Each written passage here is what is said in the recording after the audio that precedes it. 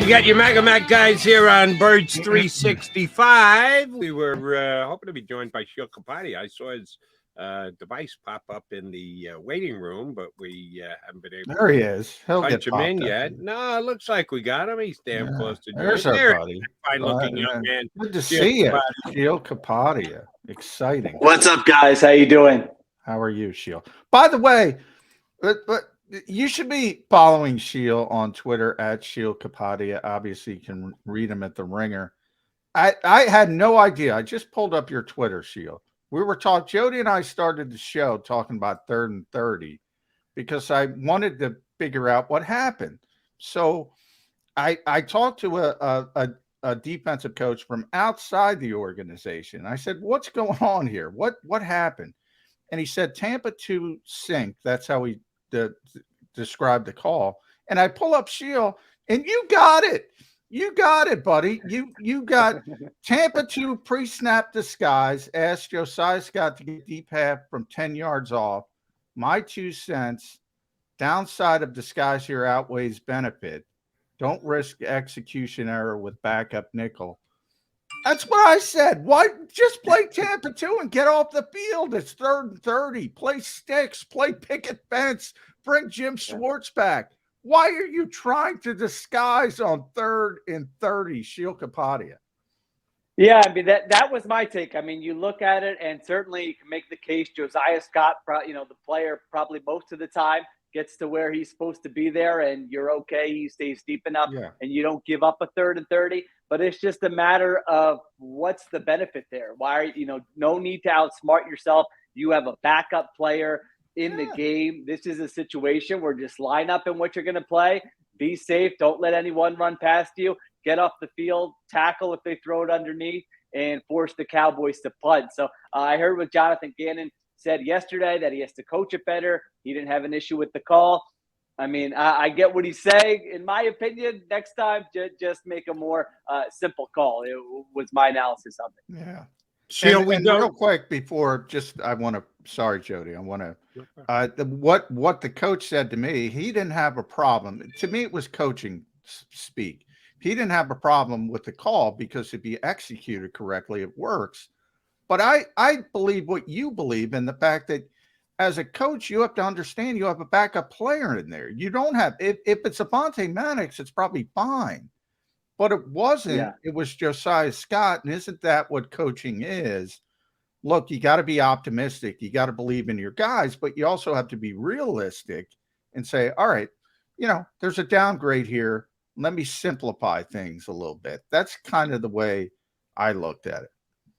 Yeah, you can blame execution for every bad play in every football game at every level. I mean, and you hear coaches do that. Usually a red flag goes up in my head when I hear coaches say that too much, because your job is to get the players to execute. And so if the players aren't executing, it's not on them, it's on you. That's kind of the first line of your job description. So I understand what he's saying there. It's not an overly complicated thing. I don't know if there was an issue with kind of getting the call in. You can kind of see them communicating before the snap. So I think there was probably some confusion there, but I do think they probably overthought it there a little bit and could have simplified it for the defense. So I think we all agree that when Avonte Maddox is off the field, however, the Eagles are going to be able to replace him, whether it's Gardner Johnson is activated and they've got some kind of a hybrid safety / nickelback role for him. It's going to be a drop-off, and the Eagles need to play and coach accordingly. How about on the offensive line? We know Lane Johnson's out this week, the next couple of weeks. He's not going to play during the regular season. There's good speculation as to how the Eagles are going to go about replacing him. How do you think they're going to do it? Yeah, I would guess Jack Driscoll would probably be the first option. Plug him in there. Now you're in, what is this, week 17, and we'll see how long Lane Johnson's out. I know Jack Driscoll's had some durability issues in the past. And then the other option would be to move Mailata over to the right side and stick Andre Dillard in there at left tackle. So I think usually offensive line coaches, if they can help it, they don't like rearranging too much and, moving one guy here and one guy there, and all of a sudden you have a new offensive line. I think their preference, and I would guess Jeff Stoutland's preference would be just put Jack Driscoll in there. We can coach him up. He's played at a competent level, I believe, in the past, and he can be your right tackle. So I would think that would be option number one, with some room for flexibility depending on how well he plays or how well he holds up. Sheil, the Eagles still have some work to do. They haven't clinched just yet. The magic number is 1. I think a lot of people forget that, not only did they have to lose out, but Dallas would have to win out. Minnesota would have to win out. And the odds are pretty good they're going to have the number 1 seed. But nonetheless, they still have to get there. And there's a little bit of panic. I'm surprised how much panic there is after one loss where they turned it over 4 times. They were very uncharacteristic with the backup quarterback. We just talked about Lane Johnson's injury. Does that affect your thought process when it comes to pushing Jalen Hurts and trying to get him on the field, or the protection of him in these last 2 regular season games? Look, if you win with your backup, you could sit him till January 21st or 22nd. Does it affect your thinking at all that Lane Johnson's not going to be out there? Not really. I think, at one point or another, Jalen Hurts is probably going to have to play without Lane Johnson whenever he does return. So that wouldn't affect it too much. I mean, I would be pretty conservative, and I still kind of expect them to be conservative. I could be wrong about this. We'll see what Nick Sirianni says today, whether Jalen Hurts is practicing this week. My guess is they would be conservative, try to win this weekend with Gardner Minshew, and then probably not see Hurts until the divisional round. I mean, just everything I've seen with the organization in the past with injuries, how seriously they take them, how they usually err on the side of caution in the preseason with their practices this summer. That would be my guess. Now, I could be totally wrong about it. They might feel differently. Hurts might be recovering really well. He might be ready to go, and they just say when he's ready to play, he's going to play. Like you said, there is unfinished business. You want to lock up that 1 seed. I mean, I don't think it's panic mode yet. Now, if you lose this weekend to the Saints, now it's, you're going into week 18 in a situation where you have to win the game, unless, like you said, you kind of back in with those other teams losing. So that wouldn't give me hesitation. The Lane Johnson thing, I think it just comes down to how's Hurts recovering. Is he at risk of re-injuring that shoulder? And again, I would expect them to kind of err on the side of caution. Since we don't know when or if Jalen will be returning, we all believe at some point he's going to be back, and latest case scenario, certainly for the first playoff game. But that means Gardner Minshew is going to have to continue to play if we're not right about Jalen coming back. I need you to give me a confidence-o-meter on Gardner Minshew from Sheil Kapadia. 10 to 1, 10 being Gardner's got nothing on 2017 Nick Foles. What are you talking about? We got no issues, no problems whatsoever.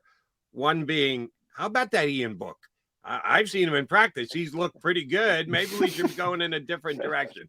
Where do you land? The Ian Book revenge game this week. That's right. Where do you land on the confidence-o-meter of Gardner Minshew as Eagle QB? I mean, in terms of that sounds like a backup scale there from Nick Foles to Ian Book. So I'd probably put him at about a 7, around a 7. I don't think I think there's a significant drop off when you look at Jalen Hurts to Gardner Minshew. I think you look at some of the numbers you saw from the last game, and at least what stood out to me is that he's in a great situation. I mean, you have Devonta Smith making acrobatic plays. You have A.J. Brown out there. You have Dallas Goedert high-pointing balls out there. And then you have the coaching staff, which I think did a really good job last week against the Cowboys with some of their wrinkles and freeing up open receivers. You had A.J. Brown on the first possession of the game. That's a great call by the coaching staff. You had the Devonta Smith touchdown, which is kind of a wrinkle on something they had done in the past. That's a great call by the coaching staff. So to me, like I'm not going through going, wow, Gardner Minshew's making these eye-popping plays where, he should be starting or anything like that. It's more you want to avoid the turnovers that they had last week, and not all of those were obviously on Minshew. And then you kind of let everything else work for you with the supporting cast, with the coaching staff. So listen, they still put up 425 yards of offense and 25 first downs. Like, for a lot of teams in the NFL, that's your best offensive performance of the year. What the Eagles did last week against a very good Cowboys team. So I think, given what's around him, you have to have at least above average confidence that he can play well for this team for as long as he has to. Yeah, Sheil, I can't tell you how impressed I am with Shane Steichen as a play caller, as a guy with a feel for the game. I think he's going to be a head coach in this league. And the Eagles have a lot of work to do, but I got you here, so I'm going to ask you, because I've always liked your rules for hiring head coaches and what you avoid. Is there any way Shane Steichen's not going to be a head coach in the NFL next year? Yeah, I think there's a way. I mean, like, I feel like this time of year when we all see a lot of assistants, and, you just watch broadcasts on Sunday, and it's like every game there's an announcer saying this assistant's going to be a head coach next year. Well, there's only so many openings to be a head coach, so they're not all going to be a head coach next year. I mean, to me, it's tough. I don't know Shane Steichen well at all, and so to me, like, I like what he's done. Don't get me wrong. The way they've adjusted the offense both last year and this year, it's hard for me to know without being on the inside how much of that is Nick Sirianni, how much of that is other coaches on the coaching staff, how much of it is Steichen. Now, he's calling the plays, and he's done a really good job calling the plays, the way they've adjusted, the way they've kind of catered their game plans to opponents. I've been really impressed. But the other thing is, sometimes we see really good coordinators don't make great head coaches. So how is he in terms of leadership in front of the room with everybody, connecting with players, kind of setting the agenda for what they want to do? I mean, Nick Sirianni, I think we've learned over 2 years, though, that's really been a strength of his, is to kind of, cultivate that culture and that leadership and that locker room and all those things. So that's a big part about being a head coach. So I hear what you're saying. I think he'll definitely be in the mix. I think he deserves to be in the mix, given what he's done, specifically when you look at what they've done with a quarterback who's not, necessarily Patrick Mahomes, and they've had a fantastic offense, and they've catered the offense around him. It hasn't been rigid. I think all those things are kind of feathers in his cap. So we'll see what kind of interest he does get. Sheil, last one for me, and it's kind of a hypothetical that the Eagle coaching staff wouldn't like, because they don't ever like to acknowledge luck or happenstance. Miles Sanders, no fumbles first 12 weeks of the season. Last 2 weeks, he's put it on the carpet twice. Is this something Eagle fans should be worried about for the last 2 games of the season, and then more importantly, the postseason? Yeah, it's hard. Like you said, there's a randomness to it. I don't know that he's holding the ball differently than he was in the first, 13, 14 weeks of the season yet. Those were key plays. I mean, they gave away 2 possessions in that football game where they really could have ended up stealing it. One on the first play of the possession where Miles Sanders fumbles, the other on, I think it was the second or third play of the possession where they fumbled the exchange to Boston Scott. So is it a concern? You have to say yes when it happens 2 weeks in a row. At the same time, maybe get him out of his system here and let that randomness and that luck take over in the regular season, and then be ready for the playoffs. But I don't view him as a guy who's reckless out there, who's not, necessarily trying to take care of the football. But when you fumble 2 weeks in a row and give away possession, it's something you certainly have to keep an eye on. Sheil, last one from me. Does that randomness of turnovers look? The only thing we have, the theme in the Eagles' 2 losses are 4 turnovers. They almost went wire to wire, leading this league in turnover ratio. Is that a little bit self-correcting? Does that limit the panic? Does that scale back the panic for you, in the fact that, hey, if this team just turns it over once or twice, they probably beat Dallas with a backup quarterback? That you talked about the effectiveness of the offense. Does that in some ways breed optimism that that's not going to continue? Yeah, it's tough in the NFL, because any playoff game, you can have a playoff game where the ball doesn't bounce your way. I mean, even look at, Hassan Reddick had the terrific sack, forced fumble, and the Cowboys fall on it. Like, if you're able to fall on it, the one fumble that the Eagles had, it looked like Jack Driscoll was falling on it, and you were going to be safe there. And then the ball pops out, and the Cowboys get it. So, yeah, I mean, I think their offense has really warrants a lot of confidence, assuming that Jalen Hurts is going to come back and be healthy. There's more uncertainty than there was a month ago because now you have the Hurts injury. You have the Lane Johnson injury. At the same time, you have Dallas Goedert back, and Dallas Goedert looked terrific in that football game. You still have, 4 out of your 5 offensive linemen. So I feel pretty confident in this offense that they're going to be good. And I think you're right. I think the only way they really get stopped is if they turn the football over or if they face a great, like that 49ers defense. I mean, if you told me they face the 49ers and the 49ers slow them down, that I could believe, because that's a legit defense that has done it to just about every team. So offensively, I'm confident. Defensively, I still have concerns when they face a great quarterback. I mean, we've just have a lot of evidence here that sometimes they might get carved up a little bit by a great quarterback like they did with Dak Prescott. So there's not a lot of great quarterbacks in the NFC if you look at kind of the playoff picture. So maybe you're going to be safe there. But, that would be something that comes to mind when you look ahead to the postseason. Check out his Philly Special podcast where you get your better podcasts, and check out all his writings and other podcasts on The Ringer at theringer.com. Sheil, a pleasure. Always good catching up. We appreciate you coming on Birds 365. I'll talk to you later. All right. Thanks, guys. Take care. Thanks, Sheil. Sheil Kapadia, Eagle Insider here with us on Birds 365. All right. Final time out of the day. Coming back, Tone's going to jump in to my spot. He and Johnny Mac will get you to the finish line here on Birds 365.